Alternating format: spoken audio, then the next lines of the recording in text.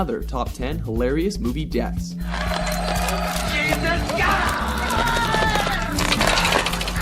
Please be advised, this list is both ultra-violent and heavy on the awesome. Gobble gobble, motherfucker. Number 10, Denial, Final Destination. Kicking off our list is a funny kill from the horror series that featured a bunch of teens trying and failing to cheat death. Seeing as death hates being cheated, it finds overly complicated or unexpected ways to claim their lives. Of course, the sudden and frequent deaths of their pals cause them to bicker and debate the reality of the situation, with one young lady being particularly hard to convince. If you want to waste your life beating the shit out of Alex every time you see him, then you can just drop dead. Well, I guess that settles it.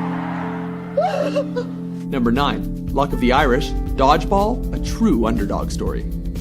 In this comedy, a group of misfits are led by Vince Vaughn on a quest to save their gym by winning a dodgeball tournament. They only ever stand a chance thanks to their hard-assed and unconventional Irish coach, who taught them many important lessons. If you can dodge a wrench, you can dodge a ball. What? They know that with him in their corner and a little luck, they can crush the competition. You really think we can beat Global Gym Peaks? As long as we got patches, we got a shot.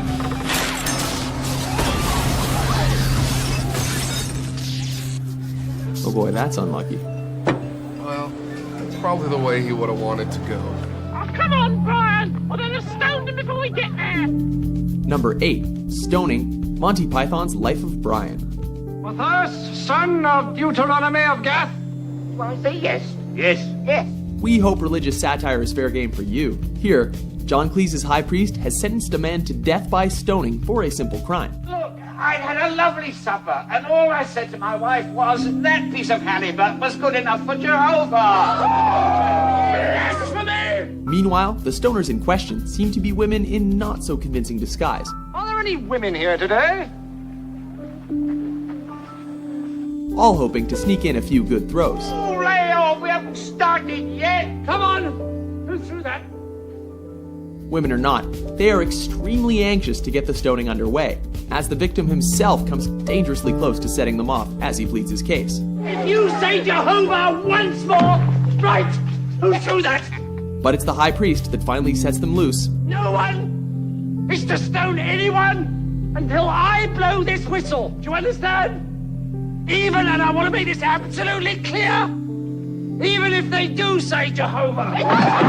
You gotta watch what you say.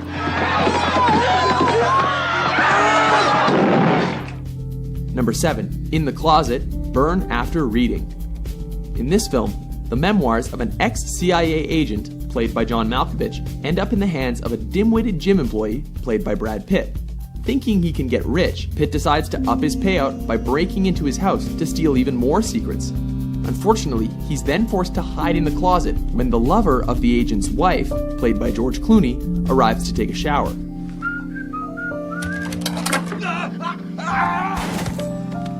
And that's why you don't play peekaboo with someone who's holding a revolver. Number 6, Water Pressure, The Naked Gun 2.5, The Smell of Fear.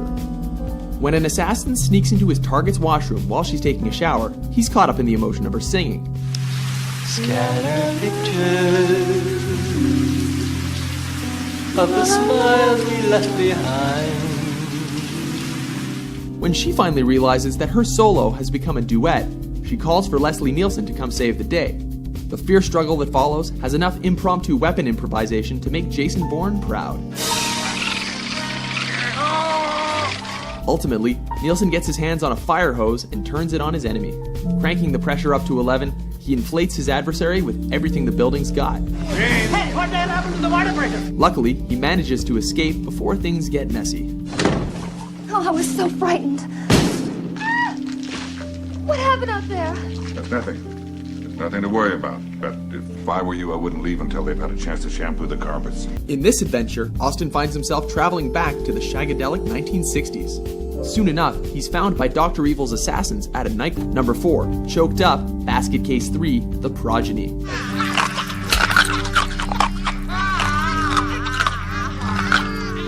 think they're hungry. Okay, settle down. The trashy films are coming. So just relax, everybody. Here, a deformed monster that lives in a basket discovers that the sheriff's deputies have captured his offspring. Instead of coughing up the bail money, it decides to take matters into his own hands.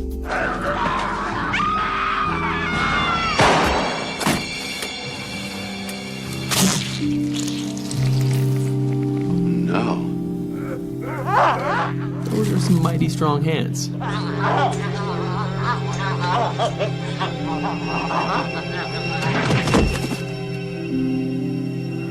Number 3, Triple Sword, the Sword and the Sorcerer. In this film, a mercenary sporting an unusual weapon discovers that he's got royal heritage and must stop an evil tyrant and a sorcerer from conquering the land. Ambushed during his quest, he unleashes the fury of his ridiculously awesome triple-bladed weapon. Man, where can I get one of those?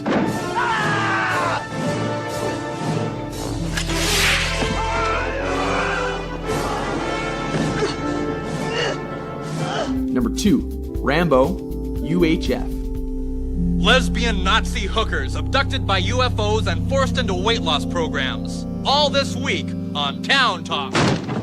In this Weird Al comedy, Al plays a shiftless dreamer who likes to imagine himself as the hero of blockbuster movies. As Rambo, he launches a rescue mission to save a POW, played by Michael Richards. This leads him to take on the Russian captors mano a mano with that special Hollywood invincibility. The same thing can't be said for his opponents, whether they be standing 3 feet away, firing from up on a hill, or even taking one last shot in desperation.